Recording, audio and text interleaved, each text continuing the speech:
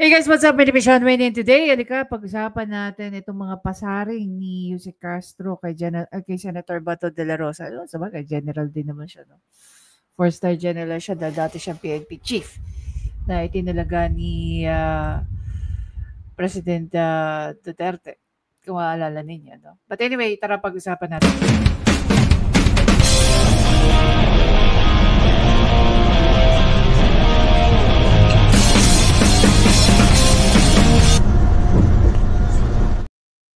So, yun na nga guys, no? So, again, hindi na tayo magugulat and we are already expecting for this. At alam niyo naman na si Senator Bato de la Rosa ay isang Duterte Alliance supporter, no? Isa sa pinaka-loyal na supporter ni PRRD. So, hindi na tayo magugulat dito sa mga patutsada ni Jose Castro. Diba? So, kitang-kita mo lahat ng mga Duterte supporter talagang meron siyang inis di ba? Anyway, pakinggan natin tong mga pinagsasabi niya. Maikli lang naman, no? Maikli lang naman. Pakinggan natin. Na po yung hearing ni Senator Amy Marcos regarding sa arrest ni former President Duterte. And dumalo po si Senator Bato de la Rosa doon. And sa sinabi niya po ay parang nagrereklamo po siya sa hindi pagdalo ng ilang executive official at ito raw po ay tahasang pagbabaliwala sa doktrina ng checks and balances ng ating gobyerno. He adds na we are on the verge of constitutional crisis kung tuluyan daw pong i-snob yung investigasyon. Our reaction. Sino po nagsabi po? Si Senator Bato de la Rosa. Hindi po ba niya natatandaan na nagkaroon na ng first hearing? Siya po yata yung wala. So, kasalanan ni Senator Bato de la Rosa na hindi siya umattend ng first hearing. Yun ba yun? Kasalanan ni Senator Bato de la Rosa na hindi siya umattend sa hearing. Was he obliged to attend that hearing knowing that he has previous engagement? Diba? Sino ba mas obliged na pumunta? Si Senator Bato de la Rosa o yung mga inimbitahan nila pumunta dyan sa hearing na yan? Balikan natin. That was an opportunity para sa kanya para magtanong. So wag niyo pong sisihin kung ngayon po ay hindi umattend ang mga... So sino dapat natin sisihin si Castro? Sino ba sa dalawa ang mas may obligasyon umattend? Si Senator Bato o yung mga involved dyan sa nangyari kay PRRD? Diba? I-weigh natin. Sinong mas may obligasyon?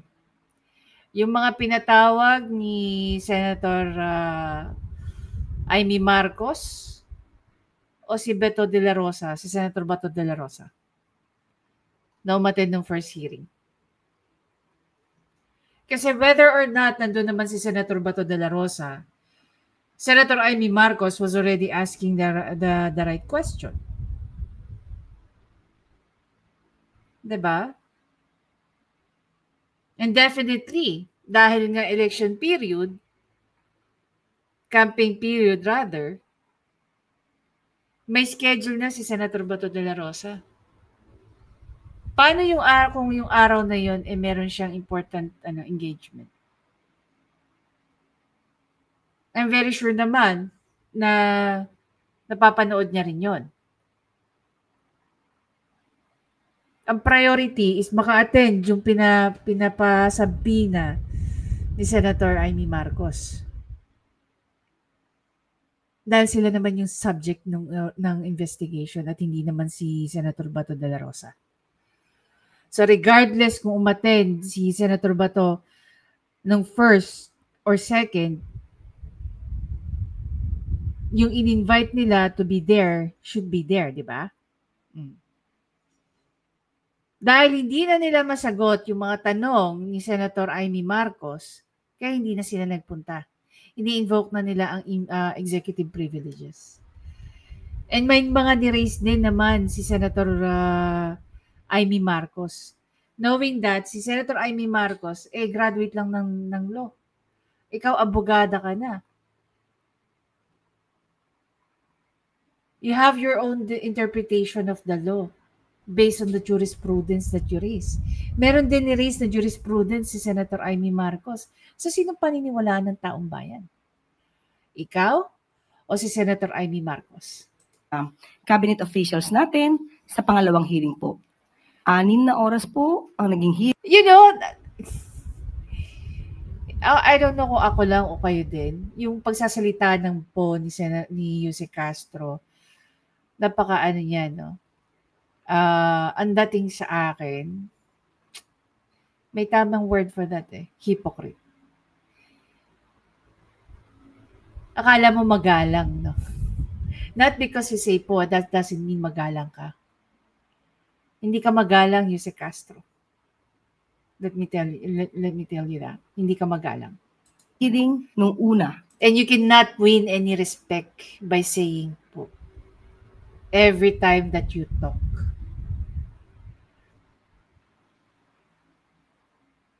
Imagining mo, you're the most hated undersecretary. Hindi mo ba nakikita yung impact nun sa pamilya mo? Na pag tinanong, nanay mo ba si Jose Castro? Baka nga pag kinausap pa yung mga kapamilya mo, pagmumurahin ka. And you still continue and like the way you are. Sana po dumating siya, nagpakita siya, para pa nakapagtanong siya na maayos. But bakit? Di ba siya pwede makapagtanong ng maayos kung umattend ng second hearing to mga to? do you believe or hindi po ba tayo naniniwala sinabi niyang pwedeng magkaroon ng constitutional crisis daw po ma'am kung patuloy daw pong gagawin ito ng Malacanang? Dapat malaman din po ni Senator Bato na ang patungkol po sa executive privilege ay matagal na po ring inayunan. Yan, ni-raise niya yan at ni-raise niya ni Senator Amy Marcos. At the way ni-raise yan ni Senator Amy Marcos is mas clear kaysa sa mga sinasabi niya. Ng Supreme Court, marami na pong kaso na desisyon na ng Supreme Court. Nandiyan po ang Senate versus Ernita, Neri versus Senate Committee. Yeah, if you recall, yan din yung mga nabanggit ni, I think, if I'm not mistaken, yan din yung mga binanggit ni Senator Amy Marcos. Kung saan po ang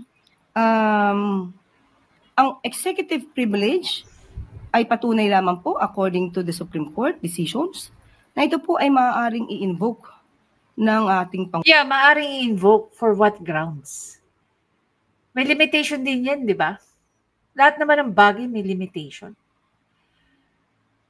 Yung pag-i-invoke ba ng executive privilege na yan applies to all the invited resource person? Pangulo at ng kanya mga high-ranking officials. Especially kung ito ay mga... So kung ganito pala mangyayari, paano natin mapapanagot ng mga taong involved sa kidnapping ni PRRD?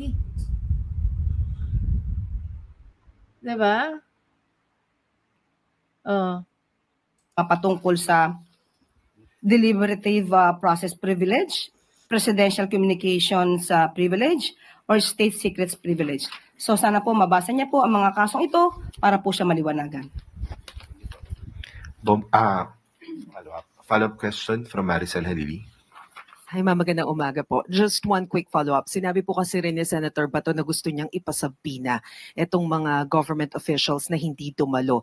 Do you think this is a reasonable move coming from Senator Bato and posible ba yun? Nasa kanya po yan. Kung magpapasubpina siya, siguraduhin lamang din po niya na siya po Pathetic talaga ito. magpapakita.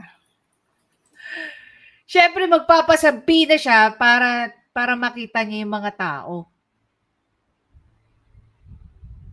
'Di ba? A simple application of logic. Bakit ka magpapasabi na tapos hindi ka a-attend? Kaya ka nga magpapasabi na eh. Because definitely you should be there. Oh. Sige nga, kayo nga mag-isip. Isipin nyo nga. Bakit ka parang ganito lang yan eh. Bakit ka mag-i-invite sa birthday party mo kung ikaw mismo wala sa party mo? Same logic. Bakit ka magpapasabi na kung ikaw mismo wala doon na ikaw nagpasabi na?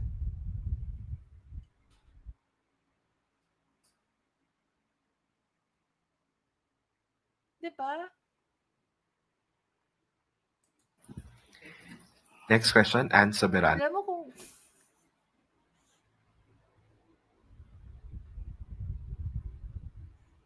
Pero effective to si Yusek Castro. No? Lakas, kaya niya magpa-high blood ng mga tao. No? Sa bawat sasabihin niya, kaya niya i-invoke yung galit ng tao. Hindi lang yon. Kaya niya rin na magsalita wherein yung mga tao, mumura-murahin siya mula ulo niya hanggang paa, wala siyang pakialam. Diba? Ganon siya. Bilib ako sa kanya. She has that talent, no, and skills.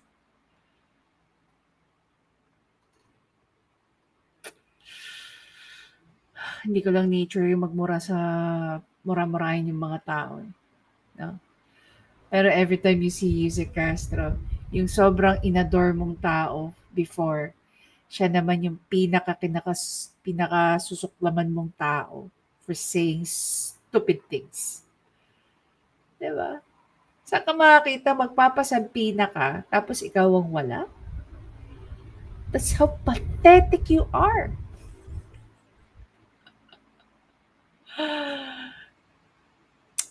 Mananawagan na naman tayo dito kay Tita Pretty, no? Tita Pretty, ano ba itong kumare mo? Usapin mo na nga ng maayos to. Baka sa kalsada may makita dyan, duraan yan eh.